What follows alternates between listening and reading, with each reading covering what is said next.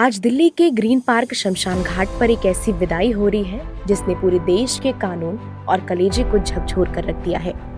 13 साल यानी 4900 से भी ज्यादा दिन एक लड़का जो न कभी बोल सका, न देख सका, न ही अपनी माँ का हाथ थाम सका। आज हरीश राणा शांत हो गए, लेकिन पीछे छोड़ गए एक ऐसा सवाल कि क्या मौत हमेशा दुख देती है या कभी कभी ये सबसे बड़ा सुकून बन जाती है। तारीख थी 20 अगस्त 2013 की। रक्षाबंधन का दिन था। गाजियाबाद का 19 साल का एक नौजवान जो चंडीगढ़ में बीटेक कर रहा था। फुटबॉल का मैदान हो या फिर जिम, हरीश की एनर्जी बेमिसाल थी। लेकिन उस रात चौथी मंजिल की एक बालकनी से गिरे हरीश के लिए वक्त कहीं ठहर सा गया था।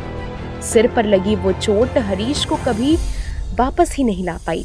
वो हमेशा के लिए कोमा में चला गया, यानी शरीर जिंदा था लेकिन रूह कहीं कैद हो गई थी। लोग कहते हैं माँ बाप बच्चों का सहारा बनते हैं, लेकिन यहाँ 13 साल तक माँ निर्मला देवी और पिता अशोक राणा अपने बेटे की सांसों पर पहरा देते रहे। घर बेच दिया, जमा पूंजी लगा दी, गाजियाबाद के एक छोटे से फ्लैट को अस्पताल बना दिया गया। ब्रह्म कुमारी से मिले हौसले ने उन्हें टूटने नहीं दिया, पर डॉक्टर कह चुके थे हरीश कभी अब वापस नहीं आएगा। 2024 में जब उम्मीदें दम तोड़ने लगी, तब परिवार पहुंचा अदालत। सवाल था, क्या हम अपने बेटे को इस असहनीय कैद से आजाद कर सकते हैं? और फिर 11 मार्च 2026 को आया वो ऐतिहासिक फैसला। सुप्रीम कोर्ट ने कहा, गरिमा के साथ मरना भी जीवन के अधिकार का हिस्सा है। भारत के इतिहास में पहली बार किसी को बिना लिविंग विल के इच्छा मृत्यु की अनुमति मिली।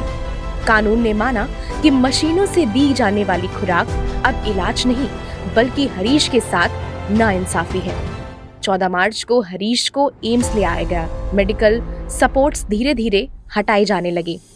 परिवार ने रोते हुए नहीं, बल्कि एक भारी पत्थर दिल पर रखकर हरीश से कहा, बेटा अब बहुत हुआ, अब सो जाओ। कल शाम करीब 4 बजे हरीश की मशीनें शांत सी हो गई। 13 साल 7 महीने बाद हरीश राणा उस कोमा से आजाद होकर ऐसी दुनिया में चले गए जहां कोई दर्द नहीं है। हरीश राणा की कहानी सिर्फ एक मेडिकल केस नहीं, यह जीत है उस ममता की जिसने 13 साल तक हार नहीं मानी, और कानून की जिसने माना कि सांस लेना ही सिर्फ जिंदगी नहीं होता है। इस खबर पर अपनी प्रतिक्रिया हमसे जरूर साझा करिएगा।